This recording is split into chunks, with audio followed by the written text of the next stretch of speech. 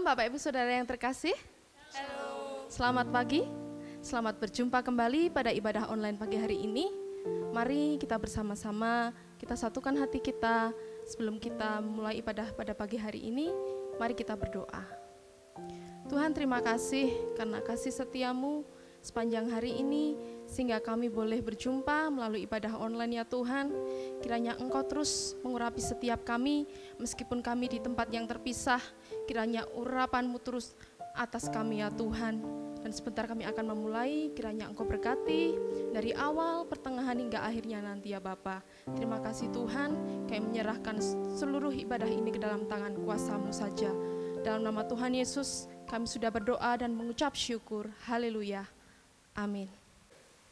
Mari Bapak Ibu, pada pagi hari ini saya mengajak untuk setiap kita untuk lebih lagi datang kepada Tuhan, untuk bernyanyi dan mengagungkan nama Tuhan. Haleluya.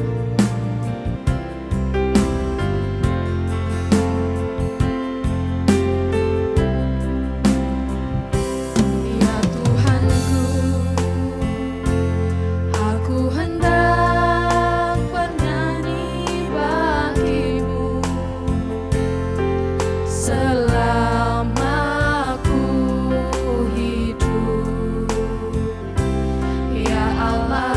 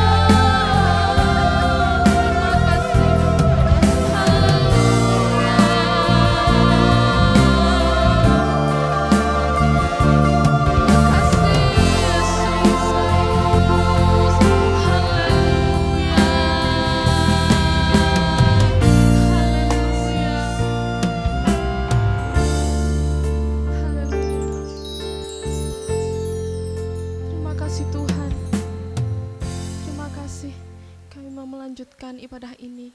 Kiranya Engkau saja yang terus mengurapi setiap kami. Kami lebih lagi memuji, memuliakan nama-Mu. Hanya dalam nama Tuhan Yesus Kristus kami sudah berdoa dan mengucap syukur. Haleluya. Amin. Terpujilah Tuhan. Tuhan Yesus baik. Amin.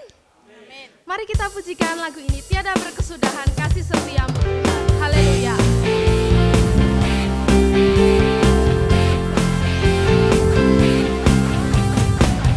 Tiada berkesudahan kasih setiamu Tuhan, selalu baru rahmat-Mu bagiku. Hari berganti hari, tetap kulihat kasih-Mu, tak pernah berakhir di hidupku. Tuhan Yesus baik, Tuhan Yesus baik. Oh, oh, oh, sungguh amat baik, yeah, yeah, yeah. Untuk selama-lamanya. Tuhan Yesus baik, Tuhan Yesus baik, Tuhan Yesus baik. Oh, oh, oh, sungguh amat baik, yeah, yeah. Untuk selama-lamanya. Tuhan Yesus baik.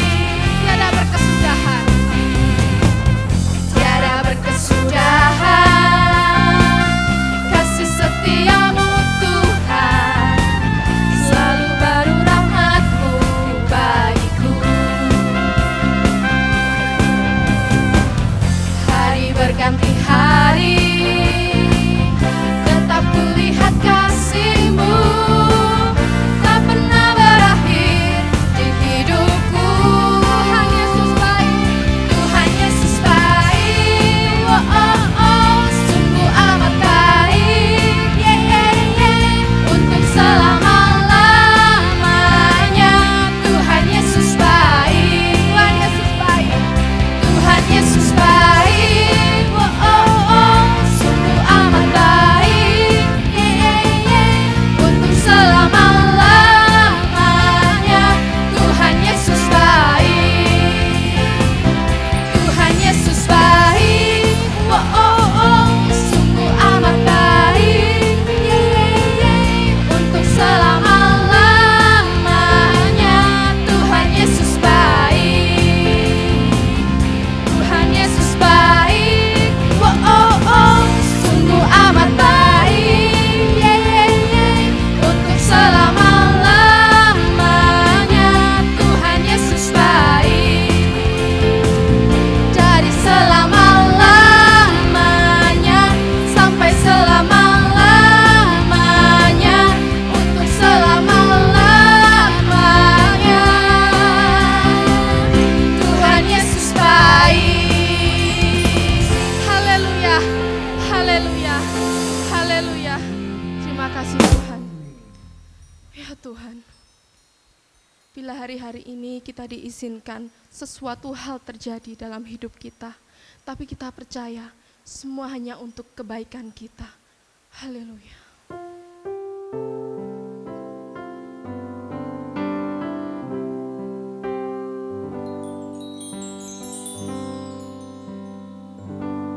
Bila Kau izinkan sesuatu terjadi, ku percaya semua untuk kebaikanku. Bila nanti telah tiba waktu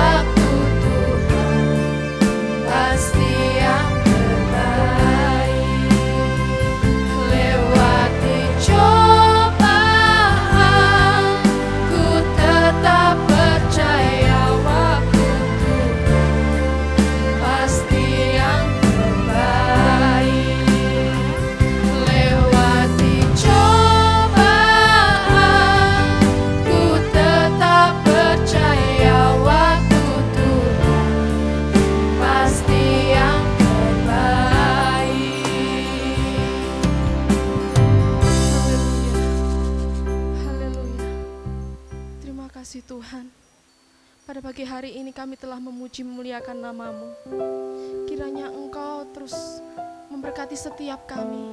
Biarlah setiap pujian dan penyembahan kami boleh menjadi dupa yang harum di hadapan Engkau ya Bapa. Bila mana sebentar kami akan mendengarkan kebenaran firman-Mu, kiranya kami mau membuka hati kami. Kami mau menerima kebenaran firman-Mu dalam hati kami. Ya Tuhan, Engkau memberkati hamba-Mu yang akan menyampaikan kebenaran firman-Mu. Kiranya hamba-Mu Engkau pakai ya Tuhan untuk memberitakan apa yang menjadi isi hati-Mu ya Bapa. Kami siap mendengarkan ya Bapa. Hanya di dalam nama Tuhan Yesus Kristus kami sudah berdoa dan mengucap syukur. Haleluya. Amin. Shalom, jemaat Tuhan yang saya kasihi dalam Tuhan Yesus. Apa kabar semua? Saya berharap ya kita semua berada dalam keadaan yang penuh dengan antusias, ya, penuh dengan semangat yang tidak kendor, saudara. Sekalipun kita sudah lama tidak bersama-sama beribadah, tapi saya berharap kita sekalipun secara online ibadah ini, biar kita tetap memiliki sikap yang tidak berubah seperti halnya ketika kita beribadah bersama-sama di gereja. Terima kasih buat Gembala Sidang Bapak Pendeta Arif Budiono yang sudah memberikan kesempatan buat saya untuk saya boleh membagi firman Tuhan buat jemaat Tuhan di tempat ini. Tidak terasa Bapak Ibu Saudara, kita sudah memasuki minggu yang kedua di bulan Juni tahun 2020. Dan kalau saya tidak salah, di bulan Juni ini kita sudah selama 3 bulan ya, kita menghadapi masa pandemik ini. Dan dalam masa 3 bulan ini begitu banyak hal yang berubah. Cara kita beribadah juga berubah. Cara kita bekerja berubah. Cara kita mendapatkan atau penghasilan yang kita terima dalam bulan-bulan ini juga berubah. Segalanya itu berubah dengan cepat. Tapi saya ingin ingatkan kepada Bapak Ibu Saudara sekalian bahwa kita punya Tuhan yang tidak pernah berubah. Ya, dari dulu sampai sekarang Tuhan kita itu tetap sama. Karena itu jangan pernah sikap Anda berubah terhadap Tuhan. Karena Tuhan tidak pernah berubah terhadap diri Anda. Pagi ini firman Tuhan, saya akan membahas mengenai bukan mencari pujian, tapi memberi bukti. Ini judul diberikan oleh Gembala Sidang Bapak Paulus Arif Budiono kepada saya supaya saya bagikan kepada Anda semua di tempat ini. Sekali lagi saya ulangi, bukan mencari pujian. Pujian itu adalah bentuk pengakuan. Ya, biasanya orang itu butuh dipuji karena dia ingin orang lain mengakui tentang dirinya. Misalkan ketika dia butuh pujian tentang dirinya baik, berarti orang itu ingin supaya mengakui bahwa diri kita ini baik. Ya, jadi pujian itu adalah sebuah bentuk pengakuan dari orang lain terhadap diri kita. Tapi firman Tuhan atau judul firman Tuhan pada pagi ini berkata kita bukan mencari itu. Kita tidak sedang mencari bentuk-bentuk pengakuan. Cukup saudara, diri kita sudah diakui oleh Tuhan sebagai anaknya itu sudah cukup. Ya, Tuhan mengakui diri kita sebagai mempelainya Tuhan itu sudah cukup. Tuhan mengakui kita sebagai orang-orang kerajaan Allah itu sudah cukup. Kita tidak usah mencari bentuk-bentuk pengakuan yang lain dari orang lain. Tapi yang lebih penting adalah kita memberi bukti, Bapak Ibu Saudara. Memberi bukti, memberi sebuah tindakan nyata. Action kita itu nyata sebagai anak-anak Tuhan. Karena itu, mari kita akan baca beberapa ayat firman Tuhan yang diambil dari surat Titus pasal yang kedua ayat 7 sampai 8. Ya, Titus pasal yang kedua ayat 7 sampai 8. Saya akan bacakan bagi Bapak Ibu Saudara, tapi sebelumnya saudara juga perlu menyiapkan 1 Petrus 3 ayat 15 sampai 16. Nah, saya akan bacakan bagi Bapak Ibu Saudara sekalian. Titus 2 ayat yang ke-7, demikian bunyi firman Tuhan. Dan jadikanlah dirimu sendiri suatu teladan dalam berbuat baik. Hendaklah engkau jujur dan bersungguh-sungguh dalam pengajaranmu. Kemudian ayat 8, sehat dan tidak bercela dalam pemberitaanmu, sehingga lawan menjadi malu. Karena tidak ada hal-hal buruk yang dapat mereka sebarkan tentang kita. Nah, sebelum kita lanjut ke 1 Petrus 3, saya ingin Bapak Ibu Saudara memberikan garis tebal di ayat yang ke-7, mulai kata jadikanlah dirimu sendiri suatu teladan. Jadi kalimat itu saudara bisa garis bawahi, atau kalau dalam layar handphone Anda bisa kasih mungkin warna tersendiri begitu ya. Kemudian kita lanjut kepada 1 Petrus 3 ayat 15 sampai 16. Tetapi kuduskanlah Kristus di dalam hatimu sebagai Tuhan, dan siap sedialah pada segala waktu untuk memberi pertanggungan jawab kepada tiap-tiap orang yang meminta pertanggungan jawab dari kamu tentang pengharapan yang ada padamu. Tetapi haruslah dengan lemah lembut dan hormat, dan dengan hati nurani yang murni, supaya mereka yang memfitnah kamu karena hidupmu yang saleh dalam Kristus menjadi malu karena fitnahan mereka itu. Nah, sama, saudara juga perlu memberikan garis bawah di kalimat ini, di ayat yang ke-16. Hidupmu yang saleh dalam Kristus. Jadi kalau kita menggabungkan ya ayat-ayat tadi yang kita baca dari surat Titus dan surat 1 Petrus, maka secara ringkas pesan dari ayat itu adalah seperti ini saudara. Jadikan diri kita ini teladan yang saleh dalam Kristus. Itu kalau boleh diringkas. Pesan daripada ayat itu adalah Tuhan ingin supaya kita, saya, Bapak Ibu Saudara semua, kita ini orang-orang percaya menjadikan diri kita, menjadikan hidup kita itu teladan. Teladan dalam apa? Dalam perkataan, teladan dalam perbuatan, ya, yang saleh dalam Kristus. Jadi teladan dalam perkataan, teladan dalam perbuatan yang saleh dalam Kristus. Saleh dalam Kristus, bukan saleh menurut ukuran dunia.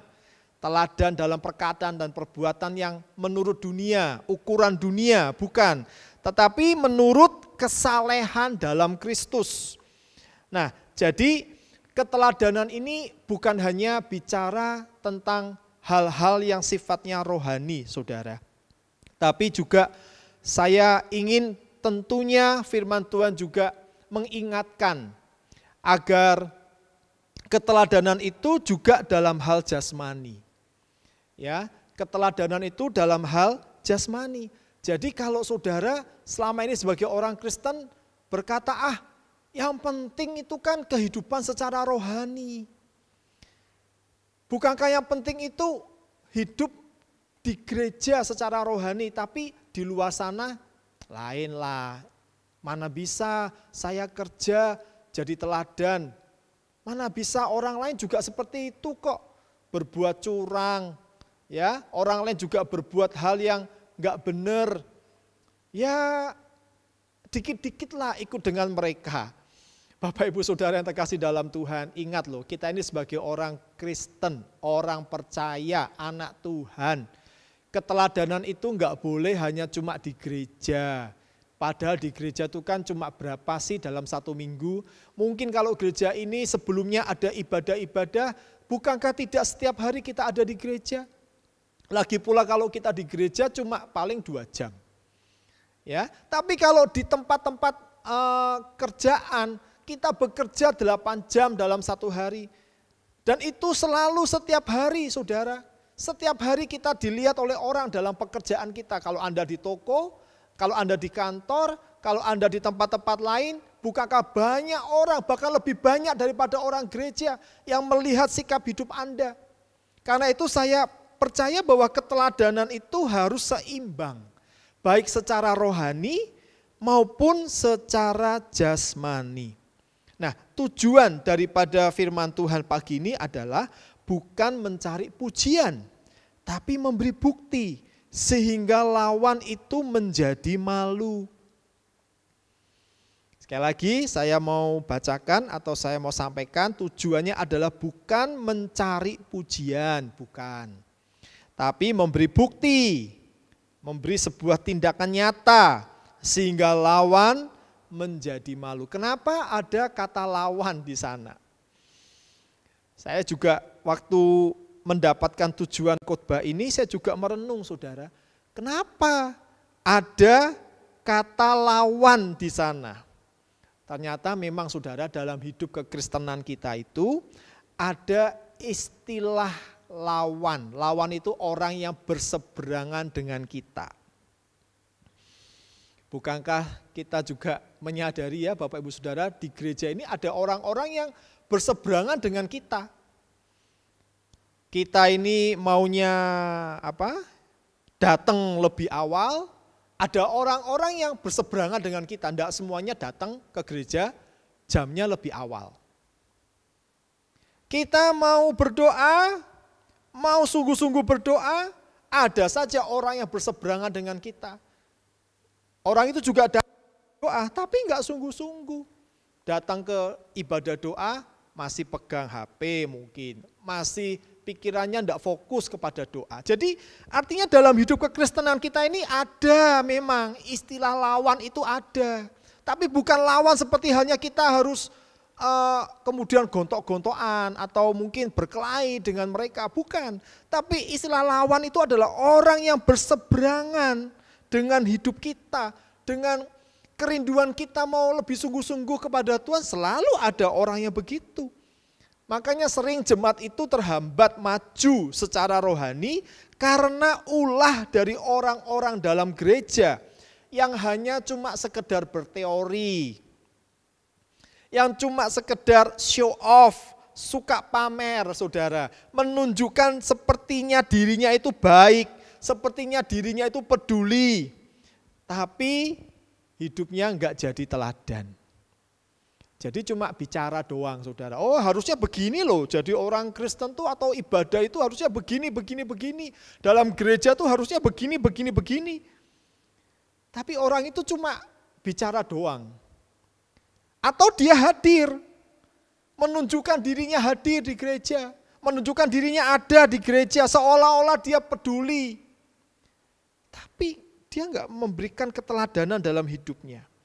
Nah, sebagai jemaat kita semua ini harus bisa memberi bukti sebagai pelaku firman, sebagai teladan dalam hal-hal rohani dan yang jasmani juga. Mari sekarang kita akan lihat di surat 2 Korintus 2 ayat 17 dan pasal 3 ayat 1 sampai yang ke-12. Ayat ini panjang. Ya, Bapak Ibu, kita akan mulai di 2 Korintus 2 ayat 17. Sebab kami tidak sama.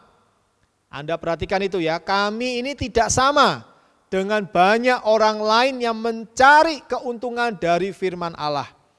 Sebaliknya dalam Kristus kami berbicara sebagaimana mestinya dengan maksud-maksud murni atas perintah Allah dan di hadapannya. Kita masuk ke 2 Korintus 3:1 berkata, adakah kami mulai lagi memujikan diri kami? Atau perlukah kami seperti orang-orang lain menunjukkan surat pujian kepada kamu atau dari kamu? Kamu adalah surat pujian kami yang tertulis dalam hati kami dan yang dikenal dan yang dapat dibaca oleh semua orang. Karena telah ternyata bahwa kamu adalah surat Kristus yang ditulis oleh pelayanan kami, ditulis bukan dengan tinta, tetapi dengan roh dari Allah yang hidup, bukan pada loh-loh batu, melainkan pada loh-loh daging, yaitu di dalam hati manusia. Demikianlah besarnya keyakinan kami kepada Allah oleh Kristus. Kemudian ayat yang kelima, dengan diri kami sendiri kami tidak sanggup untuk memperhitungkan sesuatu seolah-olah pekerjaan kami sendiri. Tidak, kesanggupan kami adalah pekerjaan Allah. Ialah membuat kami juga sanggup menjadi pelayan-pelayan dari suatu perjanjian baru yang tidak terdiri dari hukum yang tertulis, tetapi dari roh. Sebab hukum yang tertulis mematikan, tetapi roh menghidupkan. Pelayanan yang memimpin kepada kematian terukir dengan huruf pada loh-loh batu.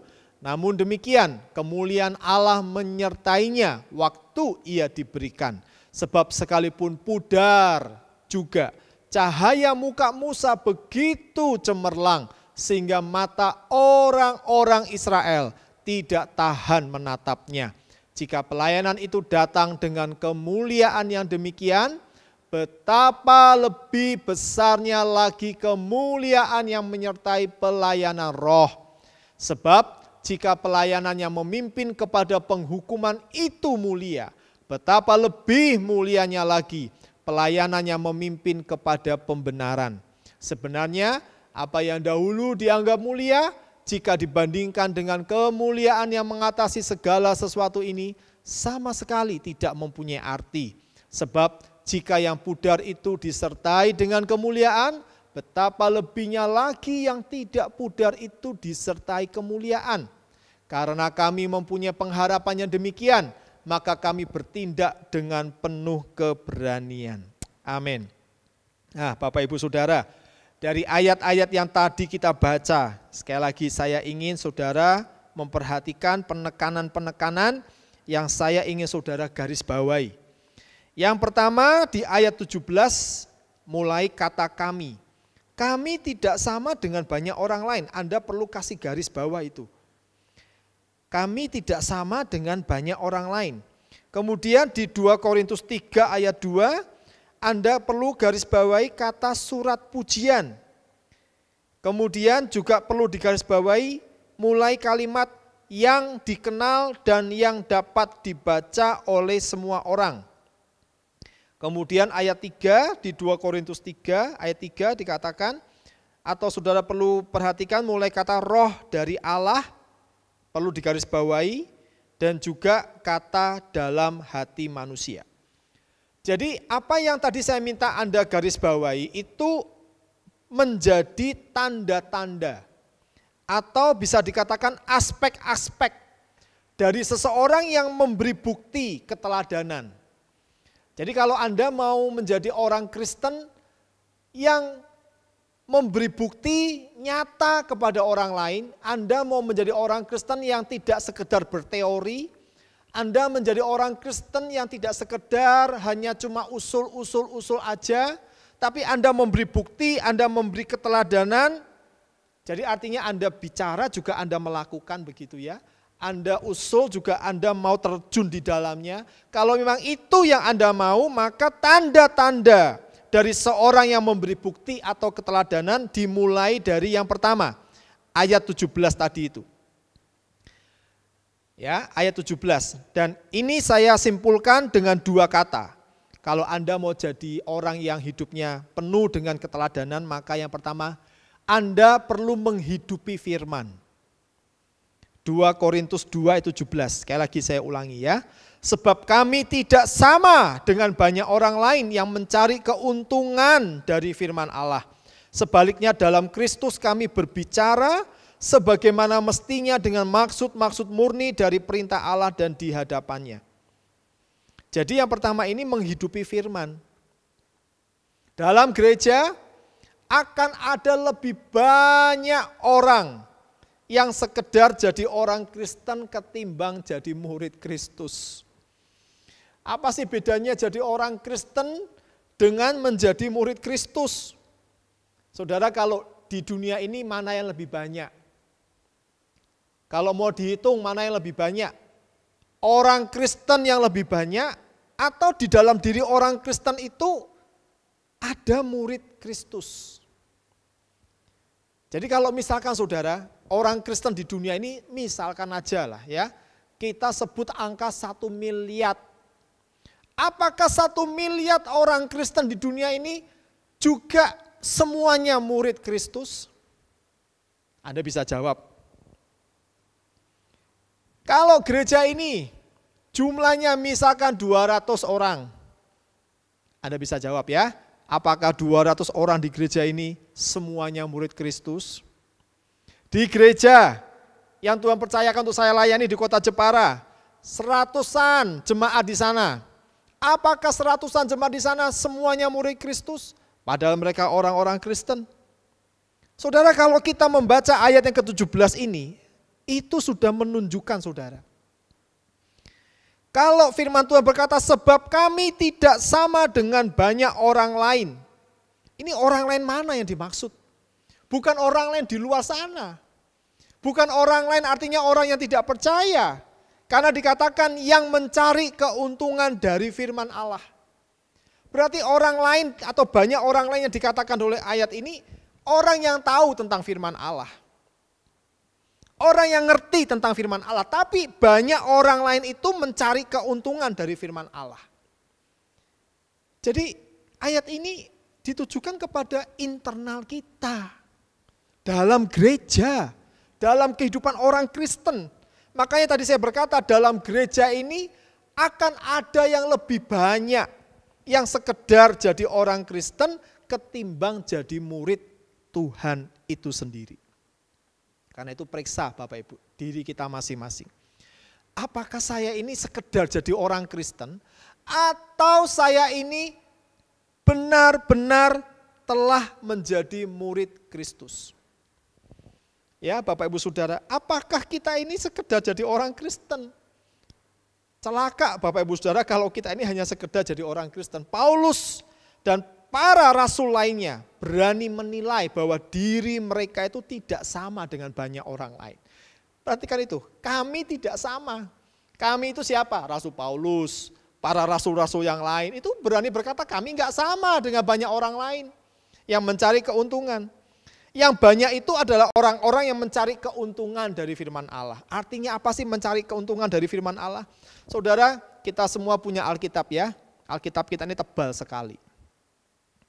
Tidak semua yang kita baca dalam Alkitab itu, kata-katanya itu baik.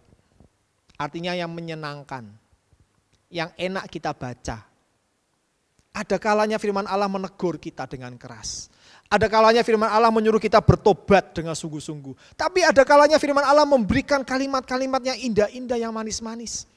Orang yang mencari keuntungan dari firman Allah itu berarti seperti ini saudara. Orang itu hanya cuma mencari-cari mana yang enak, mana yang pas, mana yang dia sukai, itu yang dia terapkan. Tapi mana yang sifatnya dia harus bertobat, dia harus berubah, dia harus menjadi orang yang sungguh-sungguh kepada Tuhan. Dia harus taat dengan benar-benar kepada Tuhan, dilewatkan. Enggak perlu ini. Nanti aja. Tapi yang janji-janji yang manis-manis, yang indah-indah, berkat-berkat, ada kata berkat, ada kata yang menyenangkan hati kita, jiwa kita. Maka kita akan menjadi orang yang lebih suka dengan itu daripada teguran-teguran firman Tuhan. Bapak Ibu Saudara, kalau saudara mau jadi teladan, Anda harus menghidupi firman, tidak bisa mencari keuntungan dari firman. Anda dan saya harus menerima semua firman Tuhan dan menghidupi firman Tuhan itu dengan benar. Orang yang mencari keuntungan dari firman Tuhan, pantas saudara, hidupnya nggak bisa jadi teladan. Yang lain mau benar-benar jadi murid Kristus, yang lain cuma sekedar jadi orang Kristen. Ini sesuatu yang sangat-sangat berbahaya. Karena itu biar pagi ini Bapak Ibu Saudara, yang pertama Anda termasuk saya, kita semua, kita harus menghidupi firman Tuhan. Yang kedua, ayat yang kedua di 2 Korintus 3, saya mau bacakan. Kamu adalah surat pujian kami yang tertulis dalam hati kami dan yang dikenal dan yang dapat dibaca oleh semua orang. Nah, yang kedua apa saudara? Yang kedua saya berkata kita harus bersikap terbuka. Sudah ini menghidupi firman. Anda bertobat ini, ya oke lah, saya mau menjadi murid Kristus, saya mau menghidupi firman. Bagus. Kalau saudara mau menghidupi firman, berarti saudara siap menjadi surat pujian. Anda siap menjadi surat Kristus bagi orang lain. Ya kan? Anda mau menghidupi firman. Anda mau taat sama setiap firman yang Anda baca. Firman bilang apa? Anda mau taat, Anda mau belajar taat. Bagus. Kalau sudah begitu, kalau Anda benar-benar mau menghidupi firman, Anda harus bersikap terbuka. Maksudnya apa? Orang itu harus berani. Harus mau menerima setiap arahan, setiap masukan, setiap teguran, bila itu membuat dirinya menjadi lebih baik dalam hal jasmani dan rohani. Terkadang firman Tuhan ini bicara lewat orang lain, saudara. Tuhan bisa menegur kita lewat orang lain, tapi kata-kata orang itu persis sama dengan firman Tuhan. Bisa enggak demikian? Bisa. Lah kalau orang itu sudah menegur kita, memberi masukan kepada kita, memberikan arahan kepada kita, dan kita ingat itu bagian kalimat firman Tuhan, maka kita harus berani terbuka. Kita harus mau menerima. Karena itu demi kebaikan kita, saudara. Itu demi kehidupan jasmani kita dan rohani kita supaya kita bisa jadi teladan. Ingat Bapak Ibu Saudara bahwa semakin kita dikatakan sebagai orang rohani atau orang Kristen lama, maka akan semakin banyak orang tahu. Akan semakin banyak pula perkara-perkara yang dilihat oleh orang lain dari hidup kita. Coba ukur berapa lama Anda jadi orang Kristen. Jangan diukur berapa lama Anda berjemaat di tempat ini, jangan. Tapi ukurlah hidup Anda jadi orang Kristen sudah berapa lama. Mungkin sejak Anda tinggal di Temanggung. Mungkin sejak Anda lahir di kota Temanggung. Dan Anda jadi orang Kristen, bahkan sampai usia sekarang Anda jadi orang Kristen. Berarti mungkin di atas 50 tahun, ada yang mungkin di atas 70 tahun, mungkin ada yang sudah di atas 80 tahun. Mungkin juga ada yang baru sekian belas tahun. Ketika Anda jadi orang Kristen selama itu, saya mau katakan, maka akan banyak orang yang tahu tentang hidup Anda. Kayak lo orang Kristen. Aku tahu, aku kenal dia, orang Kristen. Masalahnya saudara, kalau sudah banyak orang tahu tentang kita sebagai orang Kristen, apakah kita ini sudah berani bersikap terbuka? Ya, seharusnya semakin Anda rohani, semakin Anda jadi orang Kristen semakin lama, Anda itu enggak semakin tinggi hati kalau ditegur. Anda kalau diberi arahan, kalau Anda dikasih masukan, Anda tidak berkata, kamu itu siapa? Aku udah lama nih jadi orang Kristen. Aku sudah, bahkan kalau diukur dari usiamu, wah kamu tuh masih junior, aku kan sudah senior. Saudara, kita enggak usah berkata begitu. Semakin kita lama jadi orang Kristen, semakin berarti itu semakin kita menghidupi firman harusnya, bukan? Semakin lama jadi orang Kristen harusnya semakin dirinya itu menjadi murid Kristus, bukan? Dan tadi kita udah berkata bahwa menghidupi firman itu adalah sebuah tindakan nyata dari orang yang menjadi murid Kristus. Jadi Bapak Ibu Saudara, bila ada hal yang salah dari diri kita, orang lain melihat, orang lain tahu kita salah, orang lain menegur kita, memberi masukan kepada kita, mari kita mau bersikap terbuka. Mari kita mau berkata terima kasih. Kalau tidak ada kamu, aku tidak tahu salahku apa. Kalau kamu tidak kasih masukan, aku tidak ngerti kalau ini salah. Manusia itu perlu diingatkan. Perlu diingatkan. Sekali lagi, manusia itu perlu diingatkan. Kalau saudara sudah menjadi orang yang benar, mari tingkatkan lebih benar lagi. Jadi Bapak Ibu Saudara, ini yang kedua, kita harus bersikap terbuka. Berani terima masukan, berani terima arahan. Seiring dengan usia kerohanian kita, pengenalan kita sama Tuhan, harusnya semakin membuat kita rendah hati. Menyadari kita ini butuh orang lain. Menjadi surat Kristus yang terbuka, dikatakan apa? Yang dikenal dan dapat dibaca oleh semua orang. Biar semua orang membaca hidup kita.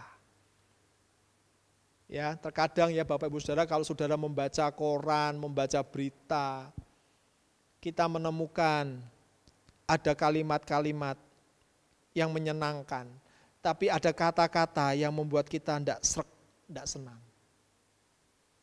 Seperti itulah hidup kita terkadang bisa menyenangkan orang, tapi juga terkadang kita bisa satu kali mungkin menjengkelkan orang. Tapi orang itu kemudian menegur kita harus terima. Mungkin kita salah ucap, mungkin kita salah dalam bertindak, kita terima sebagai sebuah teguran. Jadi bersikaplah terbuka. Yang terakhir Bapak Ibu Saudara, kita baca kembali ayat yang ketiga. 2 Korintus 3:3 dikatakan, karena telah ternyata bahwa kamu adalah surat Kristus yang ditulis oleh pelayanan kami. Ditulis bukan dengan tinta, tetapi dengan roh dari Allah yang hidup, bukan pada lolo batu, melainkan pada lolo daging, yaitu di dalam hati manusia. Yang ketiga, kalau saudara mau jadi teladan, tanda-tanda atau aspek-aspek ini harus Anda kerjakan. Yang pertama, Anda menghidupi firman. Yang kedua, harus bersikap terbuka. Yang ketiga, ini saudara, motivasi Anda harus murni. Waktu Anda mau jadi teladan, motivasi Anda harus murni. Lihat ayat ini. Karena telah ternyata bahwa kamu adalah surat Kristus yang ditulis oleh pelayanan kami, ditulis bukan dengan tinta, tetapi dengan roh dari Allah yang hidup, bukan pada loh-loh batu, melainkan pada loh-loh daging, yaitu di dalam hati manusia. Di dalam hati kita. Waktu kita melakukan sebuah tindakan keteladanan, waktu kita melakukan sesuatu yang tahu murni tidaknya apa yang kita lakukan siapa saudara? Bukankah diri kita dan Tuhan? Waktu kita menunjukkan sikap perbuatan, apakah itu murni atau tidak, yang tahu bukan orang lain sih taunya cuma, oh kamu baik. Kamu orangnya gak sama loh dengan yang lain. Tapi ternyata waktu kita berbuat itu ada motivasi yang gak murni. Siapa yang tahu seseorang dalam berbuat sesuatu? Yang tahu hanya orang itu dan Tuhan. Karena itu ayat tadi mengatakan, ditulis bukan dengan tinta, tetapi dengan roh dari Allah yang hidup. Pelayanan kita ini harus diwarnai kemurnian. Sebagai jemaat yang ingin menjadi teladan, maka biar Roh Kudus itu, roh dari Allah itu yang menulis dalam hati kita. Biar hati kita ini dimurnikan. Waktu saya merenungkan ayat ini itu seperti ketika Roh Kudus menulis, berarti dia sedang membersihkan, menghapus yang salah, mengoreksi yang salah. Dia tulis kembali yang benar dalam hati kita. Jadi Roh Kudus itu memurnikan kita, memurnikan hati kita. Kenapa kok ditulisnya di dalam hati manusia, Bapak Ibu Saudara? Karena hati manusia itu mudah berubah. Setiap hari hati manusia itu mudah berubah oleh setiap keadaan dan situasi. Oleh sebab itu Bapak Ibu Saudara sekalian, izinkan Roh Kudus selalu menulis firman Tuhan dalam hati kita agar memurnikan hati kita. Agar setiap kali kalau kita melakukan sebuah tindakan-tindakan keteladanan benar-benar murni. Murninya apa? Karena kita ingin menjadi murid Kristus. Bukan sekedar berteori, tapi benar-benar kita praktekkan. Kita kerjakan itu demi kemuliaan nama Tuhan.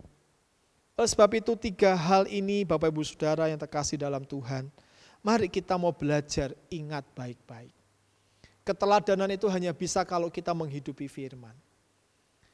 Ya, kalau kita bersikap terbuka dan motivasi kita ini harus murni. Artinya libatkan Roh Kudus supaya dia selalu membersihkan hati kita. Maka dengan demikian kita akan menjadi orang-orang yang tahu kita tidak sedang mencari pujian.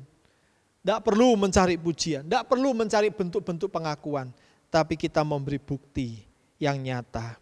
Mari kita akan berdoa bersama-sama. Terima kasih Bapa Surgawi, buat kebenaran firman-Mu yang sudah kami dengar pagi ini. Engkau sudah berbicara dengan keras di dalam setiap kami. Biar kami menjadi bukan sekedar orang Kristen, tetapi menjadikan diri kami sebagai murid-murid Kristus. Terima kasih buat masa-masa ini Tuhan, yang membuat kami kembali harus berpikir bahwa Engkau tidak senang sekedar hidup kami jadi orang Kristen, tetapi Engkau lebih senang kalau hidup kami menjadi murid Tuhan. Karena itu biar kami menghidupi firman, biar kami menjadi orang-orang yang mau bersikap terbuka, dan biar Engkau selalu memurnikan motivasi diri kami. Terima kasih, berkati gembala sidang di tempat ini, berkati semua pengurus, berkati semua jemaat Tuhan. Walaupun mereka tidak berkumpul seperti biasa, tapi biar ikat mereka semua dengan tali kasih Tuhan, dengan kesatuan dan persatuan yang kokoh. Kami juga berdoa ya Tuhan, untuk pemerintahan Kabupaten Temanggung ini, untuk pemerintahan Provinsi kami Jawa Tengah, bahkan untuk pemerintahan secara nasional. Engkau berkati semua pemimpin-pemimpin kami, biar ketika mereka bekerja untuk memikirkan bagaimana supaya ini semua boleh selesai dengan baik dan boleh semuanya mendatangkan kebaikan bagi rakyat ini.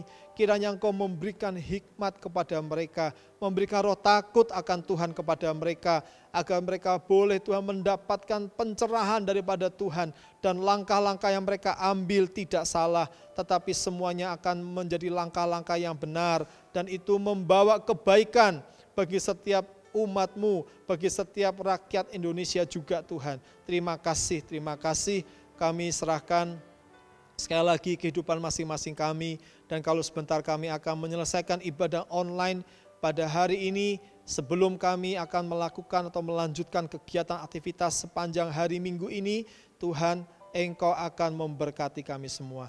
Dan sekarang Bapak Ibu Saudara, angkatlah tangan-Mu dan terimalah berkat daripada Tuhan. Diberkatilah engkau dengan berkat dari Bapa yang ada di sorga, kasih sayang dari Tuhan kita Yesus Kristus, dan persekutuan dengan Roh Kudus. Tuhan memberkati engkau dan melindungi engkau. Tuhan menyinari engkau dengan wajah-Nya dan memberikan kepadamu kasih karunia. Tuhan menghadapkan wajah-Nya kepadamu dan memberikan kepada engkau damai sejahtera. Terima berkat-Nya ini di dalam nama Tuhan Yesus Kristus. Semua kita yang sudah terima berkat Tuhan bersama-sama kita katakan amin. Tuhan hasrat hatiku, ku rindu menyembah-Mu. Yesus, Yesus, Kau berarti bagiku. Oh Yesus, Yesus, Kau